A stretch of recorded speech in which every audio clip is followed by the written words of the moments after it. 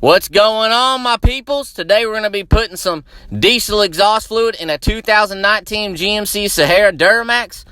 The nozzle is located at the top left of your engine bay compartment. Twist the top off, the little blue top. Put you a funnel in there. The Blue Death is what I'm using. They got a deal at Advanced Auto, which we are affiliated with, by the way. It will be linked below. Is the Blue Death. I think they got like a 2 for $25 deal going on, which is not bad for 2.5 gallons per container. Pour it in there, fill it on up. If you found this video helpful, like, subscribe, check out the website, leave a comment. We've got tools, we got parts, we got tires, we got what you need. Anyways, fill it on up, fill it on up, fill it on up. Comment for prayer request. If you need some prayer request, keep filling till it's filled up all the way to the top. Let's do it, people. Do it to it.